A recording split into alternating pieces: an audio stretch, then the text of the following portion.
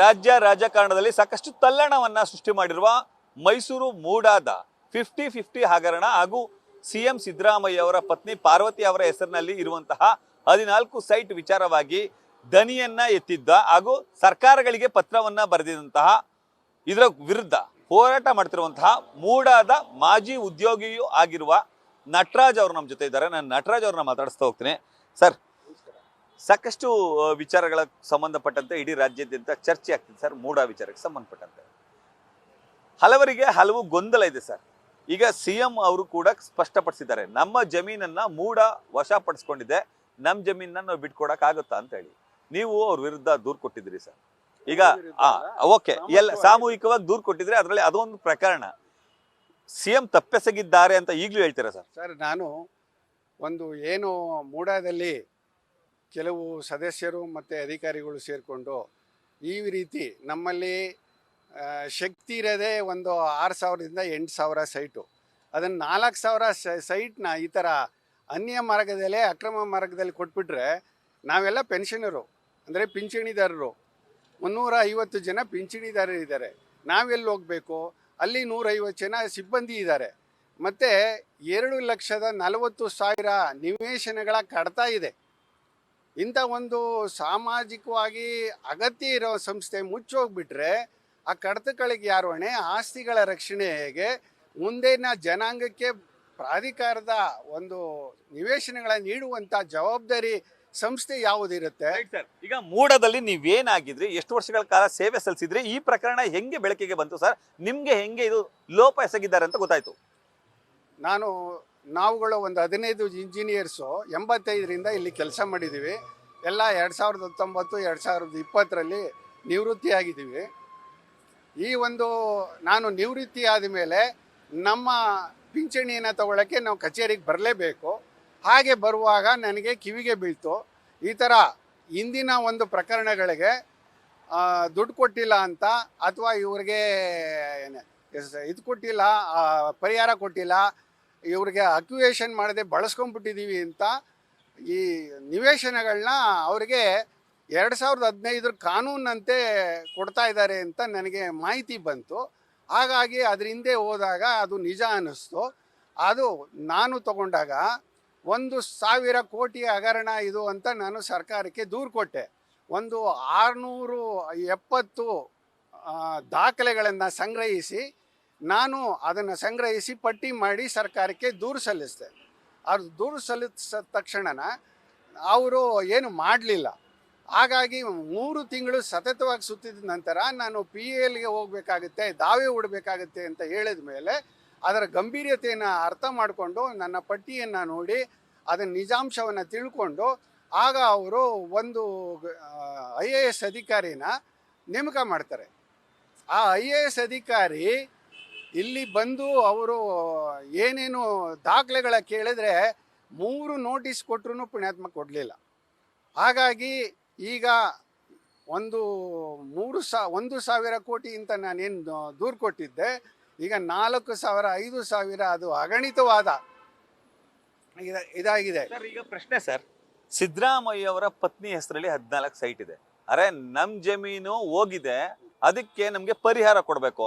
Market value 62 ಕೋಟಿ, ನಮಗೆ ಕೊಟ್ಬಿಡಿ, ನಾವು ವಾಪಸ್ ಕೊಡ್ತೀನಿ ಅಂತ ಹೇಳಿ ಸಿದ್ದರಾಮಯ್ಯ ಅವರು ಹೇಳ್ತಿದ್ದಾರೆ.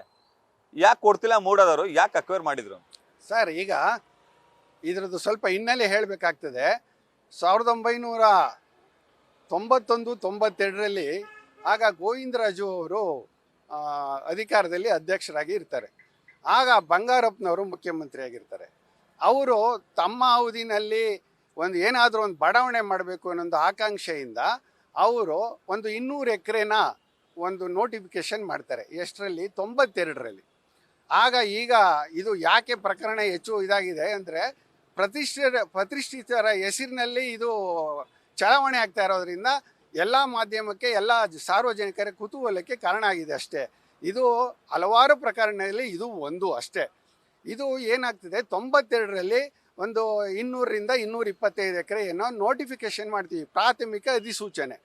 ಪ್ರಾಥಮಿಕ ಅಧಿಸೂಚನೆಯಲ್ಲಿ ಏನಿರುತ್ತೆ ಅಂತಂದರೆ, ಈ ಜಮೀನನ್ನು ನಾವು ಸಾರ್ವಜನಿಕ ಹಿತಾಸಕ್ತಿಗೋಸ್ಕರ, ಬಡಾವಣೆ ರಚನೆಗೋಸ್ಕರ ನಾವು ಭೂ ಸ್ವಾಧೀನ ಪಡಿಸ್ಕೊಳ್ತಾ ಇದ್ದೀವಿ. ಇದನ್ನು ಯಾವುದೇ ರೀತಿ ಕ್ರಯ ಆಗಲಿ ಗುತ್ತಿಗೆ ಆಗಲಿ ಒಪ್ಪಂದವಾಗಲಿ ಮಾಡக்கூಡ್ದು. ಹಾಗೆ ಅದೇ ಇದನ್ನು ನೋಟಿಸನ್ನು ಗೆಜೆಟ್ ಮಾಡಿ ಕೊಡ್ತೀವಿ. ಹಾಗಾಗಿ ಇದು ಯಾವುದೇ ಟ್ರಾನ್ಸಾಕ್ಷನ್ ಆಗೋಂಗಿಲ್ಲ. ಸರಿ, ಅದಾದ ನಂತರ ಎಲ್ಲ ಪ್ರೋಸೆಸ್ಗಳಾಗಿ ಅದರಲ್ಲಿ ಅಂತಿಮ ಅಧಿಸೂಚನೆ ಹೊರಡಿಸುತ್ತೆ ಅವನಿಗೆ. ಫೈನಲ್ ನೋಟಿಫಿಕೇಶನ್ ಇದು ತಗೊಂಬಿಟ್ಟು ಅಂತ ಸ್ವಾಧೀನಕ್ಕೆ ತಗೊಳ್ತೀವಿ ಅಂತ ಅದು ಫೈನಲ್ ನೋಟಿಫಿಕೇಶನ್. ಅವನು ಬಂದು ತೊಗೊಂಡ್ರೆ ಅವನಿಗೂ ಒಂದು ಸೈಟ್ ಕೊಡ್ತೀವಿ. ಅವ್ರಿಗೇನು ಸೈಟ್ ಕೊಡಬೇಕೋ ಆ ಏರಿಯಾಗೆ ತಕ್ಕಂಗೆ ಸೈಟ್ ಕೊಡ್ತೀವಿ. ಇಲ್ಲ ಕೋರ್ಟ್ಗೆ ಹೋಗ್ತೀನಿ ಅಂದರೆ ಕೋರ್ಟ್ನಲ್ಲಿ ಏನು ತೀರ್ಮಾನ ಆಯ್ತದೋ ಅದು ದುಡ್ಡು ಕೊಡ್ತೀವಿ. ಇದು ಸಾಮಾನ್ಯವಾದ ಸಂಗತಿ. ದುಡ್ಡು ಅವಾರ್ಡ್ ಆಗುತ್ತೆ.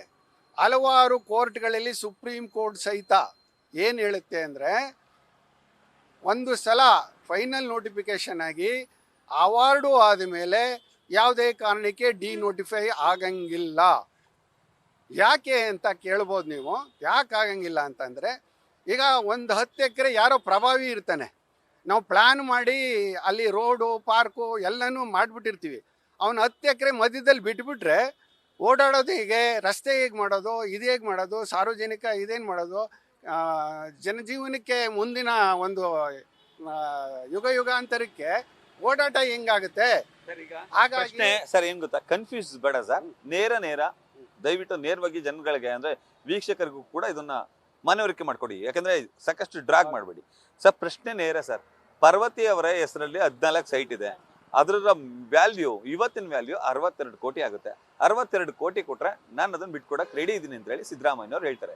ಈ 62 ಕೋಟಿ ಹಾಗೂ 14 ಸೈಟ್ ವಿಚಾರಕ್ಕೆ ಮಾತ್ರ ಹೇಳಿ ಸರ್. ಸರ್, ಈಗ 2002ರಲ್ಲಿ ಬಡಾವಣೆ ರಚನೆ ಆಗಿದೆ, ಆಯ್ತಾ?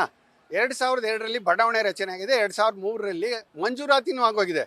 ಅವರಿಗೆ ಎಲ್ಲ ಕ್ರಯ ಪತ್ರನೂ ಕೊಟ್ಬಿಟ್ಟಿದ್ದೀವಿ. SM ಕೃಷ್ಣ ಕಾಲ ಅವರು ಅವ್ರದ್ದು 10 ವರ್ಷ ಯಾಕ್ರಿ ಕಾಯಬೇಕು, ಅವ್ರು ಕೊಟ್ಬಿಡಿ, ಅವ್ರು ಏನಾರು ಮಾಡ್ಕೊಳ್ಳಿ, ಅವ್ರ ಆಸ್ತಿ, ನೀವು ಅವ್ರ ಮನೆನಾರ ಕಟ್ಕೊಳ್ಳಿ, ಮಾರಕ್ಕಾದ್ರೂ ಮಾರಲಿ, ಏನಾರು ಮಾಡ್ಕೊಳ್ಳಿ, ಕೊಟ್ಬಿಡಿ ಅಂತ ಹೇಳಿ ಆದೇಶ ಮಾಡಿದ್ರು. ಹಾಗಾಗಿ ಆ ಬಡಾವಣೆಯಿಂದನೇ ಅವ್ರಿಗೆ ಹಕ್ಕುಪತ್ರನ ವಿತರಿಸ್ಬಿಟ್ಟಿದ್ದೀವಿ. ಈಗ ಇವರು 2002ರಲ್ಲಿ ಹಕ್ಕುಪತ್ರ ಆಗಿರೋದನ್ನ ನೋಡ್ದೇನೆ ಹೋಗಿ, ಜಾಗ ನೋಡ್ದೇನೆ ಹೋಗಿ ತಗೊಂಡಿರೋದು ಯಾರು ತಪ್ಪು ಸರ್? ಮಲ್ಲಿಕಾರ್ಜುನ್ ತಪ್ಪ, ಮೂಡ ತಪ್ಪ? ಅಂದ್ರೆ ಈಗ ಆ ಭೂಮಿ ಬೇರೆಯವ್ರಿಗೆ ಕ್ರಯ ಪತ್ರಗಳನ್ನ ಕೊಟ್ಟಿದ್ರಿ. ಯಾವುದೇ ರೀತಿಲೂ ಇವರು ಡಿನೋಟಿಫೈ ಮಾಡಿಸಿದ್ರಲ್ಲ, ಅದೇ ಕಾನೂನು ವಿರೋಧ, ಕಾನೂನು ಸಮ್ಮತ ಅಲ್ಲ. ಯಾಕೆ ಅಂದರೆ ಅವಾರ್ಡ್ ಆಗಿದೆ, ಅವನಿಗೆ ದುಡ್ಡು ಹೋಗಿದೆ. ದುಡ್ಡು ತಗೊಳ್ದೇನೆ, ಅವನು ಕೋರ್ಟ್ನಲ್ಲಿ ಇಟ್ಟು ದುಡ್ಡು ತಗೊಳ್ದೇನೆ ಮಾರ್ಬಿಟ್ಟ ಅಂತಂದ್ರೆ ಅದನ್ನ ಮಾನ್ಯ ಮಾಡುತ್ತಾ ಕೋರ್ಟ್? ಮೂಲ ಮಾಲೀಕ ನಿಂಗ ಅಲಿಯಾಸ್ ಜವರ ಅವ್ರ ಮಗ ದೇವರಾಜು ಅವ್ರಿಗೆ ಈ ಅವಾರ್ಡ್ ಅಮೌಂಟ್ ಹೋಗಿದೆ ಅಂದ್ರೆ ಅವ್ರು ತಗೊಂಡಿಲ್ಲ. ಅಲ್ಲಲ್ಲ, ನಿಂಗ ಇರುವಾಗಲೇ ಹೋಗಿದೆ. ಅವ್ರೇನು 2000 2001 ತೀರ್ಕೋತಾರೆ. ಅವರು ಪೌತಿ 4 ಜನ ಮಕ್ಕಳು, 5 ಜನ ಮಕ್ಕಳು, ಅವ್ರಿಗೆ ಪೌತಿ ವರ್ಗಾವಣೆ ಆಗ್ತದೆ. ಅದರಲ್ಲಿ ತಪ್ಪಿಲ್ಲ, ಅದರಲ್ಲೇನಿಲ್ಲ. ಈ ದುಡ್ಡು ಅವ್ರು ತಗೋತಿದ್ರು. ಆದರೆ ಇದು ನಮ್ಮ ಅಂದಾಜು 92ರಲ್ಲೇ ಇದು ಮಾರಾಟ ಆಗಿದೆ ಅಂತ ನನ್ನ ಊಹೆ, ನನ್ನ ಅನಿಸಿಕೆ. ಯಾಕೆಂದರೆ ಡಿನೋಟಿಫೈ ಮಾಡಂಗಿಲ್ಲ, ಮಾಡಿದೆ ಅಂದರೆ ಅದರಲ್ಲೇ ಅರ್ಥ ಮಾಡ್ಕೋಬೋದು ನೀವು. ಅಂದ್ರೆ ಡಿನೋಟಿಫೈ ಆಗಿರೋ ಜಮೀನ ಸಿದ್ದರಾಮಯ್ಯ ಅವರ ಬಾಮೈದ ಕೊಂಡ್ಕೊಳ್ತಾರೆ, ಅದನ್ನ ಅವರು ಅರ್ಶಕ ಕುಂಕುಮ ಕೊಡ್ತಾರೆ ಅಂತಾನೆ ಸರ್. ರೆಕಾರ್ಡಲ್ಲಿ ಅದು ಜಮೀನಂತೆ ಸರ್, ವಾಸ್ತವ ಸ್ಥಿತಿ ಬಡಾವಣೆ. ಇವ್ರು ಯಾರೇ ಆಗಲಿ 3.5 ಎಕರೆ ಜಮೀನ್ ತಗೋತೀನಿ ಅಂದ್ರೆ ಹೋಗಿ ನೋಡಲ್ವಾ ಸರ್? ಅಂದ್ರೆ ನನ್ನ ಪ್ರಶ್ನೆ ಸರ್, ಅದು ಬಡಾವಣೆ ಅಕ್ವೈರ್ ಮಾಡಿ ಅದನ್ನ ಲೇಔಟ್ ಮಾಡ್ಬಿಟ್ಟಿರ್ತಾರೆ, ಆ ಜಮೀನನ್ನ ಸಿದ್ದರಾಮಯ್ಯ ಅವರ ಬಾಮೈದ ಕೊಂಡ್ಕೊಂಡಿರ್ತಾರೆ ಸರ್. ಡಿನೋಟಿಫೈ ರೆಕಾರ್ಡ್ನಲ್ಲಿ ಆಗುತ್ತೆ ಅಷ್ಟೇ, ಇಲ್ಲಿ ವಾಸ್ತವ ಸ್ಥಿತಿ ಆಗಲ್ಲ. ಈಗ 464 ಇವ್ರದ್ದು, 462 ಒಂದೇ ನೋಟಿಫಿಕೇಶನ್ ಆಗಿದೆ. ಆ ಒಂದೇ ನೋಟಿಫಿಕೇಶನ್ ಇಲ್ಲಿಗೆ ಬಂದಿದೆ, ಆಯ್ತಾ? ಒಂದೇ ನೋಟಿಫಿಕೇಶನ್ನು ಬಂದಿದೆ. 462ನ ಮಾರ್ಕ್ ಮಾಡಿದ್ದೀವಿ, ಡಿನೋಟಿಫೈಡ್ ಲ್ಯಾಂಡ್ ಅಂತ ಬಿಟ್ಬಿಟ್ಟಿದ್ದೀವಿ. ಅದನ್ನ ಇದು ಬಂದಿದ್ರೆ ಬಿಟ್ಬಿಡ್ತಿದ್ದೋ. ಅಂದರೆ ಬಡಾವಣೆ ಮಾಡುವಾಗಲೂ ಇವರು ನಮ್ಮನ್ನ ಎಚ್ಚರಿಸಿಲ್ಲ, ಮೂಡಾಗೆ ಮಾಹಿತಿ ಕೊಟ್ಟಿಲ್ಲ. ಯಾರು ಸರ್ ಮಾಹಿತಿ ಕೊಡಬೇಕಿತ್ತು? ಸರ್ಕಾರ. ಅಲ್ಲಿ ಎಲ್ಲಿ ಡಿನೋಟಿಫೈ ಮಾಡೋದು? UD ಡಿಪಾರ್ಟ್ಮೆಂಟು, ಸರ್ಕಾರ. ಅಂದ್ರೆ ಈ ಪ್ರಕರಣದಲ್ಲಿ ಸಿದ್ದರಾಮಯ್ಯನವ್ರನ್ನ ಯಾಮಾರಿಸಿದ್ದಾರೆ ಅಧಿಕಾರಿಗಳು. Yes sir. ನನ್ನ ಅನುಭವದ ಪ್ರಕಾರ, ನನ್ನ ಒಂದು ಜ್ಞಾನದ ಪ್ರಕಾರ ಈ ಟ್ರಾನ್ಸಾಕ್ಷನ್ನು ಇಲ್ಲಿವರೆಗೆ ಬಹುಶಃ 2015ರವರೆಗೆ ಅವರಿಗೆ ಗೊತ್ತಿರಲ್ಲ. ಅಂದ್ರೆ ಸಿದ್ದರಾಮಯ್ಯವ್ರ ಕುಟುಂಬದವ್ರನ್ನ ಯಾಮಾರಿಸಿ ಜಮೀನಿನ ಮಾಲೀಕ ಇವ್ರಿಗೆ ಅವರ ಬಾಮೈದವ್ರಿಗೆ ಮಾರಿರ್ತಾರೆ. ಅದ್ರ ಫಲವಾಗಿ ಈಗ ಸೈಟ್ಗಳ ಹಂಚಿಕೆ ಆಗಿದೆ. ಖಂಡಿತವಾಗಿ ಹೇಳ್ತೀನಿ, ಇದು ಇಲ್ಲಿ ಏನು ಮಾಫಿಯಾ 50-50 ಇದೆ, ಮಾಫಿಯಾ ಅವರ ಪ್ರೊಟೆಕ್ಷನ್ಗೆ ಈ ಅಮ್ಮನಿಗೆ ಕೊಟ್ಟಿದ್ದಾರೆ, ಪಾರ್ವತಮ್ಮರು ಕೊಟ್ಟಿದ್ದಾರೆ. ಅರ್ಥ ಆಯ್ತಾ ಸರ್? ಅಂದರೆ ಇದು ಹೇಳ್ಬಿಟ್ರೆ ಈ ಎಷ್ಟು ಸರ್, ನಾನು ಕಂಪ್ಲೇಂಟ್ ಕೊಟ್ಟಾಗ ಸುಮಾರು ಒಂದು 800ರಿಂದ 1000 ಸೈಟ್ ಮಾಡಿದ್ರು. ಕಂಪ್ಲೇಂಟ್ ಹೊಡೆದ ಮೇಲೆ 3000ನ 1 ವರ್ಷದ ಅವಧಿಯಲ್ಲಿ ಮಾಡಿದ್ದಾರೆ ಅಂದರೆ ಎಷ್ಟು ಸ್ಪೀಡ್ ಆಗಿರಬೇಕು? ಯಾಕೆ ಸಿದ್ದರಾಮಯ್ಯನವ್ರಿಗೆ ಕೊಟ್ಟವ್ರೆ? ಅಂದ್ರೆ ಸಿದ್ದರಾಮಯ್ಯವ್ರ ಕುಟುಂಬದವ್ರಿಗೆ ಗೊತ್ತಿಲ್ಲದಂತೆ ಇವರು ತಮ್ಮನ್ನ ತಾವು ರಕ್ಷಣೆ ಮಾಡ್ಕೊಳ್ಳಿಕ್ಕೋಸ್ಕರ ಅವ್ರಿಗೆ ಕೆಲಸ ಉದ್ದೇಶಪೂರ್ವಕವಾಗಿ ಅವರು ಇಚ್ಛೆ ಪಟ್ಟಿಲ್ಲ. ಹೀಗಾಗುತ್ತೆ ಅಂತ ಕೊಟ್ಟಿದ್ರೆ ಪಾರ್ವತಮ್ಮವರು ಸಹ ಬೇಡ ಅಂತಾರೆ. ಯಾಕೆಂದ್ರೆ ನಮಗ್ ಗೊತ್ತು, ಪ್ರತಿಷ್ಠಿತರ ಮನೆಯಲ್ಲಿ ಉಳಿದ ಕುಟುಂಬ ಸದಸ್ಯರು ಎಷ್ಟು ಎಚ್ಚರಿಕೆಯಾಗಿರ್ತಾರೆ, ತಮ್ಮಿಂದ ತಪ್ಪಾಗಬಾರ್ದು ಅನ್ನೋ ರೀತಿಯಲ್ಲಿ ನಡ್ಕೋತಾ ಇರ್ತಾರೆ, ತುಂಬಾ ನಡ್ಕೋತಾರೆ. ಎಲ್ಲೋ 1-2 ಇತ್ತೀಚಿನ ಘಟನೆಗಳು ನೋಡಿದ್ರೆ ಆ ರೀತಿನೂ ಬೆಳವಣಿಗೆ ಉಂಟು. ಆದ್ರೆ ಸಾಮಾನ್ಯವಾಗಿ ಪ್ರತಿಷ್ಠಿತರು ಎಚ್ಚರಿಕೆಯಲ್ಲಿ ಇರ್ತಾರೆ. ಬಟ್ ಇದನ್ನೆಲ್ಲ ಯಾಮಾರಿಸಿದಾರೆ ಯಾರು ಸರ್ ಈ ರೀತಿ? ಈಗ ಅದಕ್ಕೇನೆ ನಾವು CBI ತನಿಖೆ ಕೇಳ್ತಾರ ಸರ್. ದಯವಿಟ್ಟು ಅರ್ಥ ಮಾಡ್ಕೊಳ್ಳಿ. 4 ಬಟ್ ನೀವ್ ಈಗ ಎಷ್ಟೆಲ್ಲ ಹೇಳಿದ್ರಿ ಸರ್, CBI ತನಿಖೆ ಕೇಳ್ತಿದ್ರಿ. ನೆನ್ನೆ ಸಿದ್ದರಾಮಯ್ಯನವ್ರು ಹೇಳ್ತಾರೆ ನಮ್ಮ ಜಮೀನು ಅಂದ್ರೆ ಅರಿಶಿಣ ಕುಂಕುಮಕ್ಕೆ ನನ್ನ ಪತ್ನಿ ಕೊಟ್ಟಿದ್ದು ಅವ್ರ ಅಣ್ಣ, ಹಾಗಾಗಿ ಅದು ನನ್ನ ಜಮೀನು, ನನ್ನ ವೈಫ್ ಜಮೀನು 62 ಕೋಟಿ ಕೊಟ್ಬಿಡ್ಲಿ ಅಂತ ಕೇಳ್ತಾರೆ ಸರ್. ಅಲ್ಲಲ್ಲ, ಕೇಳದ್ ತಪ್ಪಿದೆಯಾ ಅಥವಾ ಸರಿ ಇದೆಯಾ ಸರ್? ಸರ್, ರೆಕಾರ್ಡ್ ಅಲ್ಲಿ ಇಟ್ಕೊಂಡು ವಾಸ್ತವ ಸ್ಥಿತಿ ಹೋಗ್ದೇನೆ ನೋಡ್ದೇನೆ, ಈಗಲೂ ನೋಡ್ದೇನೆ ಇವರು 14-15ರಲ್ಲಿ ನನಗೆ ಗೊತ್ತಾಯ್ತು ಅಂತ ಇವ್ರು ಹೇಳ್ತಾರೆ, ನಮಗೆ ಗೊತ್ತೇ ಇರಲಿಲ್ಲ ಅಂತ ಇನ್ನೊಬ್ರು ಹೇಳ್ತಾರೆ, ನನಗೆ ಈಗ ಗೊತ್ತಾಯ್ತು ಅಂತ ಹೇಳ್ತಾರೆ. ಹೇಗೆ ಸರ್? ಈಗ ಅವ್ರಿಗೆ ಪಾಪ ಅವರು ಕಾರ್ಯಭಾರದ ಒತ್ತಡದಲ್ಲಿ ಅವರು ಗಮನ ಕೊಡೋಕ್ಕಾಗಲ್ಲ.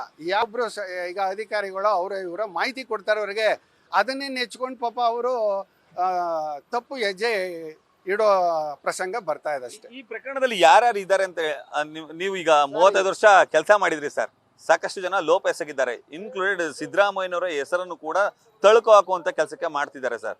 ರಾಜ್ಯದ CM ಆದಿಯಾಗಿ ಎಲ್ರಿಗೂ ಕೂಡ ಇದು ಕಪ್ಪು ಚುಕ್ಕೆ, ರಾಜ್ಯಕ್ಕೂ ಕೂಡ. ಈಗ ಈ ಪ್ರಕರಣದಲ್ಲಿ ಹಿಂದೆ ಯಾರಿದ್ದಾರೆ ಅಂತ ಸರ್? ಸರ್, ಹಿಂದೆ ಯಾರ್ಯಾರಿದ್ದಾರೆ ಅಂತ ನಾವು ಹೇಳೋಕ್ಕಾಗಲ್ಲ. ಯಾಕೆಂದರೆ ನಾವು ಒಬ್ಬ ಅಧಿಕಾರಿಯಾಗಿದ್ದವನು, ಜವಾಬ್ದಾರಿಯುತವಾದ ಒಂದು ಸ್ಥಾನದಲ್ಲಿದ್ದವನು, ಈಗಲೂ ಜವಾಬ್ದಾರಿಯುತವಾಗಿ ಮಾತಾಡಬೇಕು. ನಾನು ಸುಮ್ಮನೆ ಏನೋ ಅಲ್ಲೆಲ್ಲೋ ಕಿವಿಗೆ ಹಾಕಿದ್ರು, ಇಲ್ಲೆಲ್ಲೋ ಕಿವಿಗೆ ಹಾಕಿದ್ರು, ಅವನ ಹತ್ರ 250 ಸೀಟ್ ಇದೆ, 250 ಸೀಟ್ ಇದೆ ಅಂತ ಹೇಳೋಕ್ಕಾಗಲ್ಲ.